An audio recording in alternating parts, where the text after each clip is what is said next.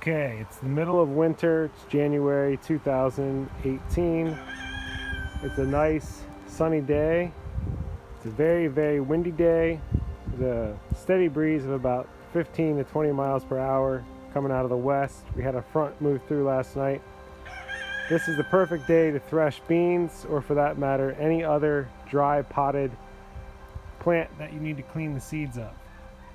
For a lot of years, I collected the seeds of the plants in various methods until this past season, 2017, I finally got smart and I started picking the pods and putting them into these seed grain bags that I get the grain for some of the animals in from the local mill. And this has worked excellent. So there's a lot of ways that you can thresh the pods to break the seeds loose. Threshing is the process of breaking the seeds out of the pods. You can hit them with a stick, you can hit them with a bat. Medieval flails were originally invented for this purpose. The nunchucka was originally invented as that purpose. It's a flail. You can stomp on them, dance on them, you can run them over with a car, have a horse walk on them, have a cow walk on them. The point is that you are crushing, breaking, grinding the pods apart. You don't necessarily want to hit them so hard that you're breaking any of the seeds, although some do break regardless. You want to try to minimize that. What I found this year is that I can take one of these bags and bang the bag on a concrete patio, and that's much faster, easier, and cleaner of a way of threshing them out. So the one bag on the left here is cowpea, Pinkeye Purplehull. The bag on the right is mixed pulled lima beans, and I will bang these around a little bit and give a demonstration of what it looks like afterwards, but we'll do a demonstration of what it looks like before we thresh them. So some of the pods have cracked just from drying out, but most of them are still basically intact. And let's break these guys up a little bit here.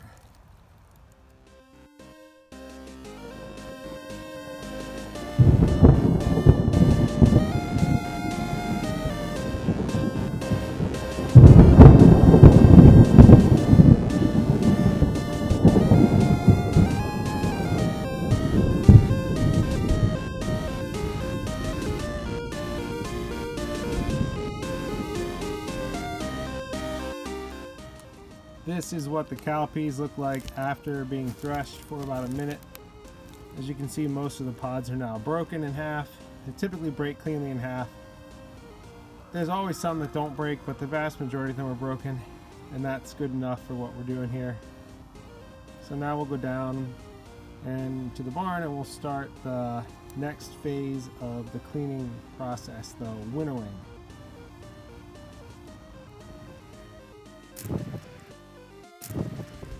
Okay, so now we have lima beans in a plastic tub. The first thing you're going to do is just put them in a container and give them a good shake. The shaking process pushes all of the heavier items to the bottom, and the lighter items tend to go to the top. It's basically an intuitive process. I learned this myself many years ago when I started cleaning seeds of ornamentals in quantity for various seed exchanges, and it's a pretty simple process. You can kind of push them around, you turn the container at various angles and shake it at various degrees of force. It's a little bit like panning gold or sifting flour. Like I said, it's sort of an intuitive process. I'm not exactly sure how to describe it, but you vibrate the container around, you put it at different angles, and when you're doing it right, all of the seeds will sink to the bottom and all of the chaff, the broken pods, will rise to the top. So I can't really record that, but I will do it and then I will show you the after effects. This is what it looks like when we're finished.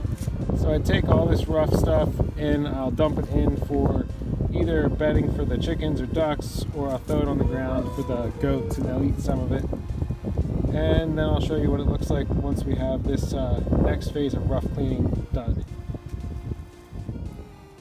After the rough cleaning, where I by hand pulled the pods out and threw them in here for my goats, which you can see they're chomping a little bit on these things, and no, they're not poisonous to goats, they're ruminants. They can break down toxins in the bean pods. It doesn't bother them. Anyway, this is what we're left with. Now we can get on to winnowing proper. Winnowing is basically the process of dumping something of various densities and weights between two containers in the open where there's a breeze, and thereby sifting out the heavier and lighter items. So I'll try to demonstrate if possible, but if you've seen your old National Geographic movies with African ladies or Indian ladies throwing wheat or barley into the air, millet, and letting the wind clean off the chaff from the grain, it's the exact same concept. I just use buckets of these Rubbermaid tubs. I wait for a very breezy day and I do it. The winnowing process is also basically intuitive. It's not rocket science. You need to experiment a little bit with the angle you're pouring at, the size of the containers you're pouring at, the height difference between the two containers. You don't want your seeds to blow away, but you do want most of the chaff to blow away. So generally I have to dump between the containers anywhere from 3 to 10 times. The breezier the day, the better. So this is a good day today. It's really windy and that helps a lot. It's also really cold and dry, and that helps make the pods drier. They shatter easier and sift out a little easier. If things are humid or damp, things tend to stick together a little more. Let's move on to winnowing. Okay, it's time for the winnowing stage. I have these lima beans in these buckets, and I'll try to do my best to demonstrate this without screwing up.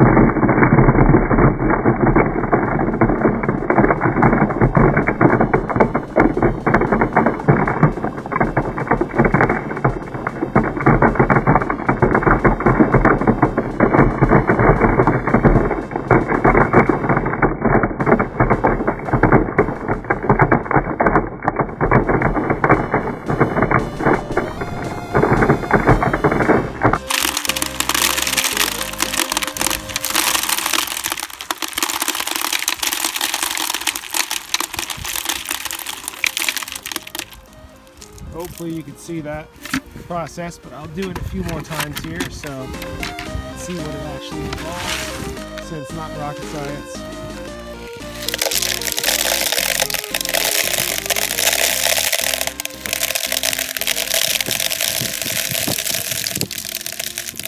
Having a little trouble filming this and doing it. I'm losing more beans than is ideal, but it's not the end of the world. Alright. You need to go a little tighter.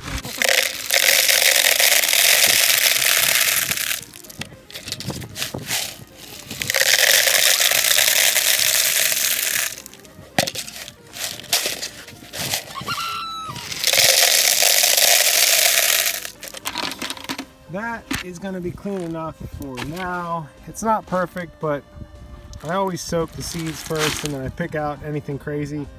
This is basically it's a reasonably clean way to do this. It's not perfect, but it's about the best you can do without running this stuff through sieves and screens and so forth, which I don't really need to do because, as I said, I'm going to soak these beans before we eat them. And then during the soaking process, you can pick out anything you don't want, like a broken one or a moldy one or whatever. But that was fairly fast, and the total processing time there was probably, if I didn't record the videos and stop and mess around, 3 to 5 minutes.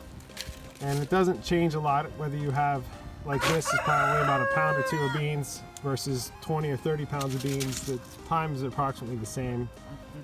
So that's that.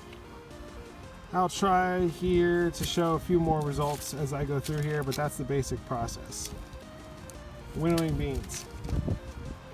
Same principle would apply to something like brassica seeds as well, cabbages or radishes and so forth. Or grains, you know, wheats, oats, the same idea. I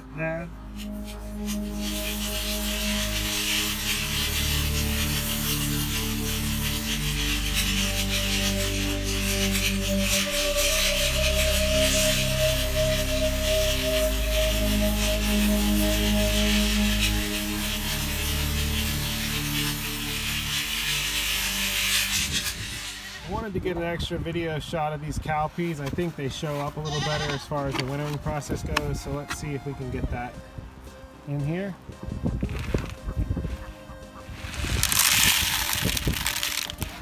Try again a little bit. Better angle maybe.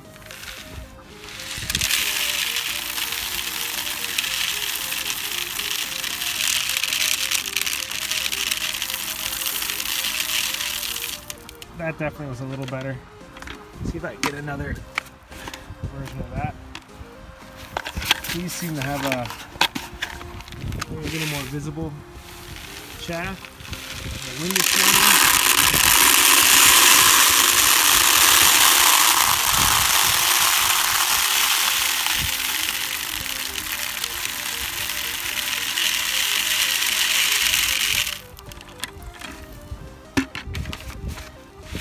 Cowpeas, Pinkeye Purplehull, Winnowing.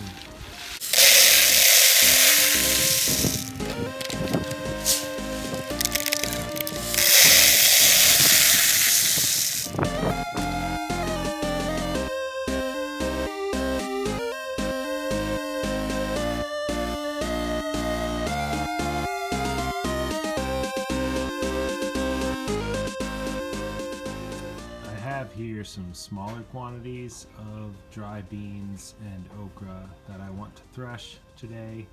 It's a separate day from the previous videos.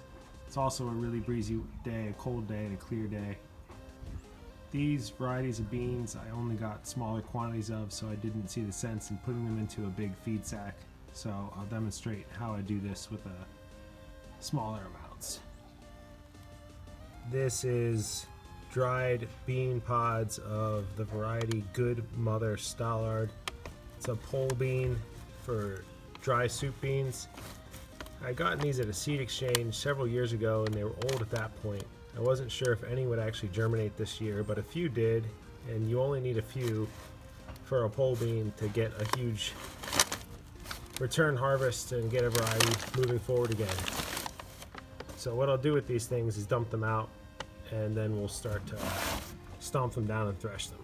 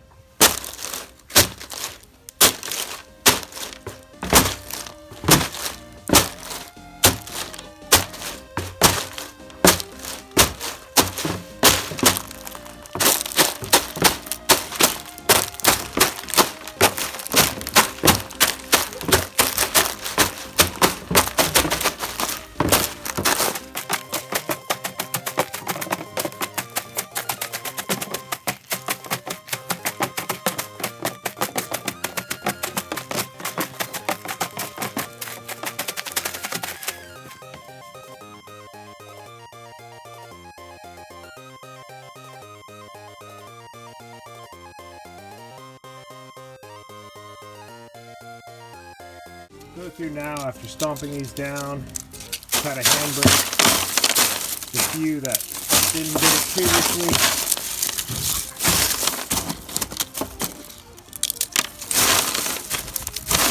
Afterwards I'll stomp them down a little more. The same stomping procedure works very nicely for okra as well.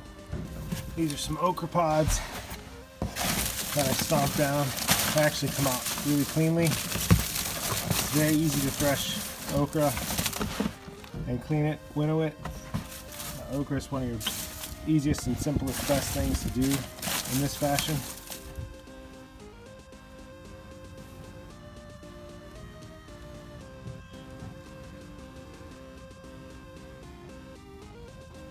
Nice clean okra seed.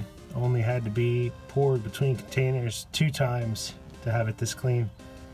Okra is a very simple plant to thresh and clean seeds. The winnowing process is particularly easy, but so is the threshing process.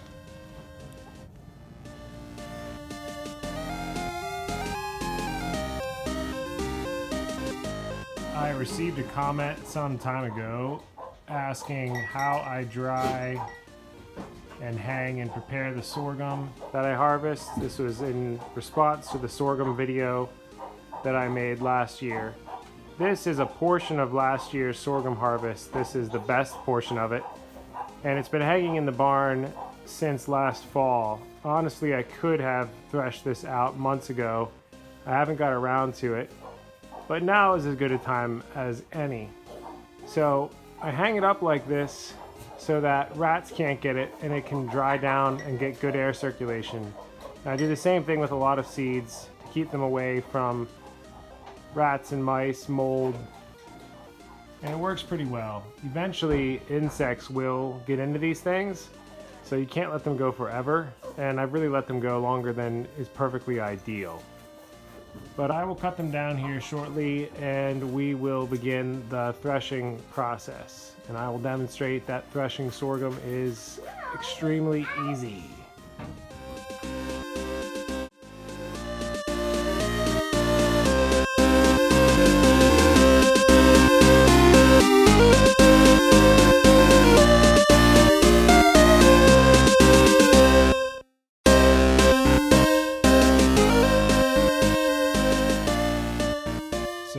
What I have found to be by far the easiest way to thresh out sorghum is you take a sturdy metal barrel or trash can and you simply put a whole bundle into it, and then you shake it around really vigorously. You bang it all over the place and all the seeds just fall right off. I will start to demonstrate here and then we'll show the finished product.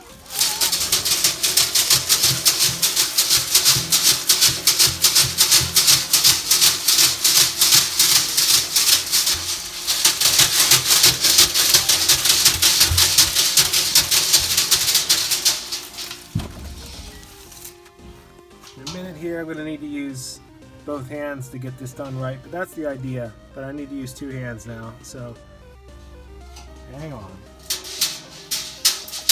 Threshing sorghum, so easy, even a child can do it.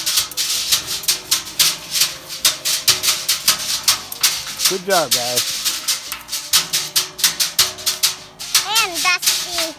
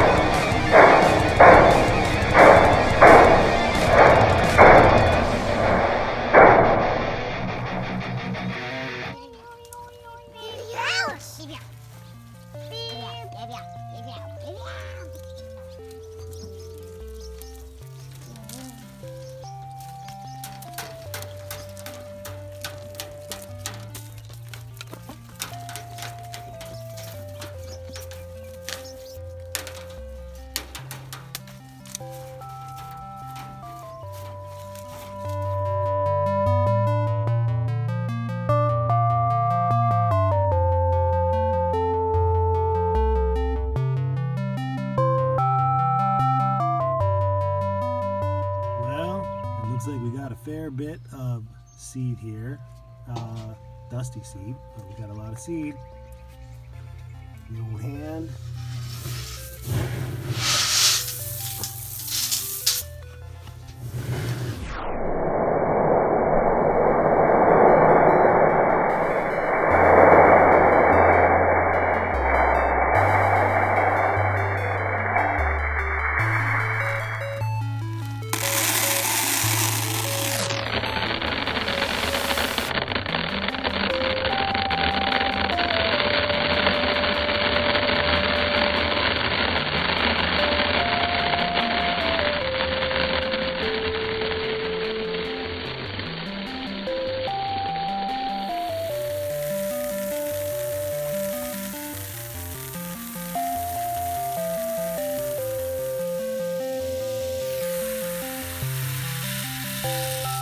So we have all the sorghum threshed and winnowed now, and it looks like I have just shy of a 2-gallon bucket full.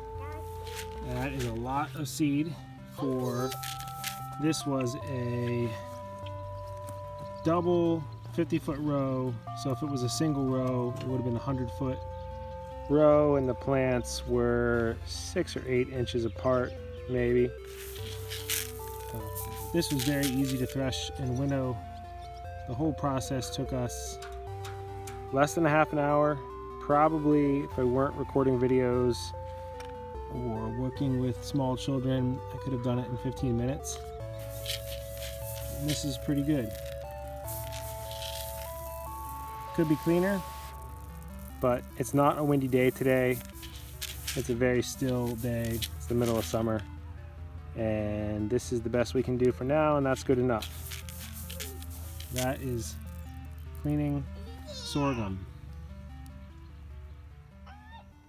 Okay, so I wanted to finish out my threshing of dry seeds on a backyard or homestead scale video out with the results of what we were able to produce during the 2017 growing season. Most of which I did thresh this winter. There were a few items that I threshed last week. Most of it though was done in December, January, February, etc. Some of the beans we actually already ate, so the dry beans that we would use for eating purposes, we actually had nearly twice as much. I wanted to demonstrate a few things as we go through here. Lima beans, very, very easy to thresh. There's generally not much, if any, breakage on limas. They don't take a lot to winnow them either. However, they do mold worse than some other types of beans. These are also limas. This is a mixed population of pole limas. Provider bush beans. This is an interesting one. I ended up with an enormous amount of seed of this. Provider is a good bush bean, disease resistant and productive fairly early. However, you might notice there's a lot of split seeds. For whatever reason, this variety was tremendously prone to splitting. Partially, it is a trait of common beans versus lima beans or cowpeas, but it's actually more a trait just of this variety. I had a lot of other common beans that I grew in smaller quantities. Good Mother Stallard, Fall Grape, Black Greasy, Backbone Ridge, Granny London, Purple Pod Pole, which there were little if any splits. So Provider certainly could be used as a dry bean. And I don't even know that the split ones actually matter that much, but from a seed saving perspective, this is problematic because you're wrecking a lot of your beans that you might want to plant. You can't plant and grow out the split ones very well. But this is a good productive one, and it threshes easily, winnows easily, but the seeds break. Black Crowder Cowpeas. Of all the dry legumes that we have tried over the years, Black Crowder is the ultimate winner in terms of productivity, disease resistance, tolerance of drought, hardiness, insects. This thing is just about bulletproof. Supposedly it's a bush habit. I find that it's more of a between half runner and a small pole. Really easy to thresh. The pods never mold, the seeds never mold. The seeds do break to some extent, not to a terrible extent when you're threshing them, but this is a great bean. We've probably eaten half of what we got, and this was from a single 50-foot row. It's probably 4 or 5 pounds here. Probably had about 10 pounds to start with. So, really productive and easy to do. Pinkeye Purplehull. This is a older heirloom one. This one is really much more compact than the black Crowder.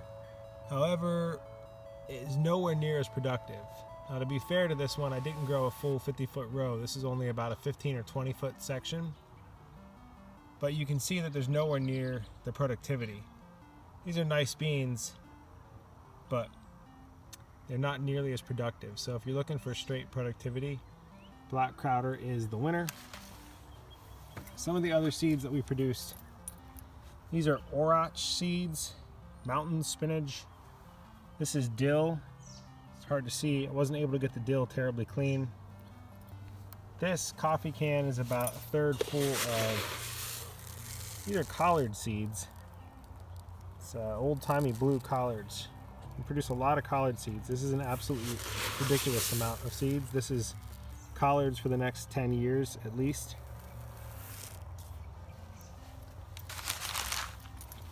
The Okras, and some of my experimental breeding project stuff, which I don't have seeds out of. But these were the best things that I wanted to save seeds of to move forward with these individuals because of certain traits that they had.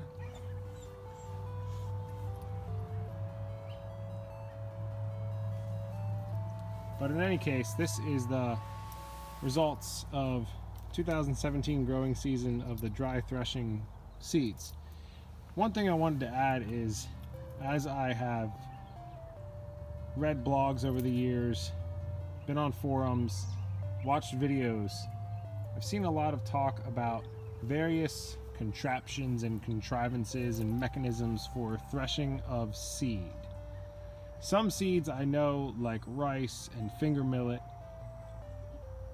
some of the husked oats, etc., there is a husk or a hole that adheres very tightly to the seed, and you do require specialized equipment for the processing of these seeds.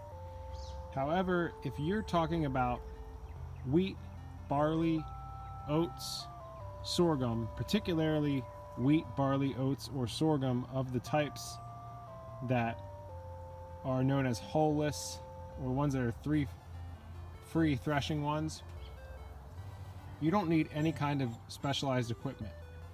You can really do it just the way that I demonstrated earlier, by banging the seeds around inside of a steel barrel or a large galvanized trash can, or beating on them inside of a sack with something. You can make a flail pretty easily out of things you have lying around, or just jump on the stuff. It's really not that hard, and I wanted to make a video showing how easy this stuff is. You really don't need a lot of special equipment or a lot of time to do things on a fairly sizable scale, and that's a lot of seed. This is a lot of seed, and I could get it cleaner, I suppose, but for the most part this is plenty clean enough for us, for general seed saving and gardening purposes, and for our eating purposes. This is more than clean enough. This is very good seed.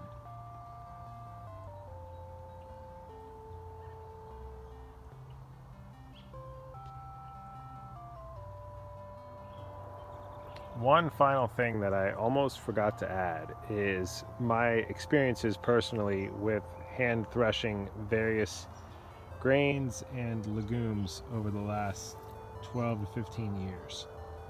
I have done sorghum, wheat, triticale, hull-less oats, hull-less barley, amaranth. As far as the legumes go, I've done lima beans,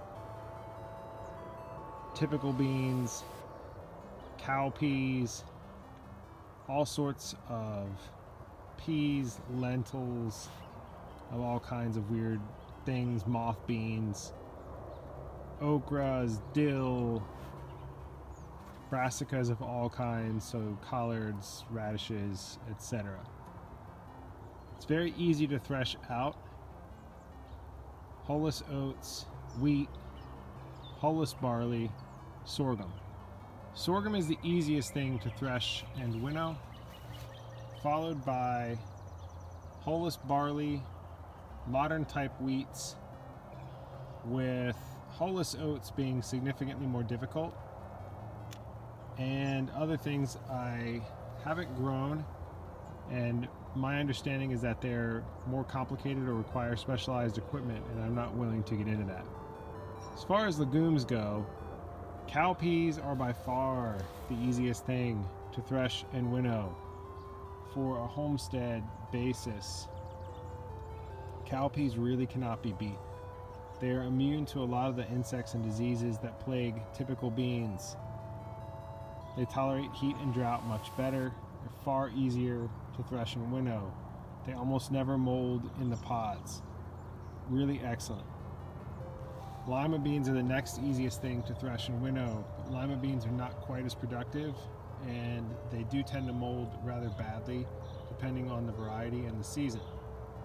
Typical beans is what everybody grows, and if you're going to grow typical beans, you need to do a lot of variety selection, trying to find out which ones thresh out the easiest.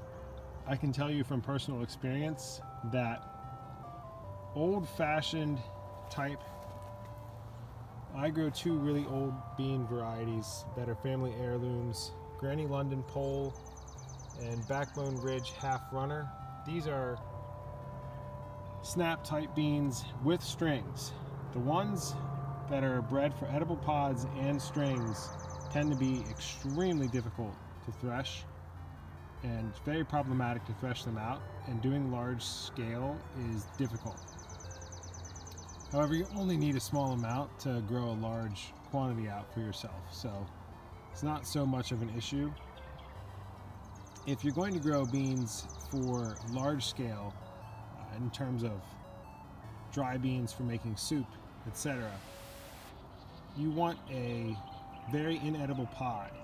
Whether it has strings or not doesn't seem to matter, but you want a very woody pod that tends to split easily and not be tightly adhered to the seeds. So this Good Mother Stallard is a really good bean for threshing out cleanly and not breaking, and so is Fall Grape, although Fall Grape is really bred to be an edible pod bean. The greasy beans are a weird subtype of beans, and they're also pretty hard to thresh out.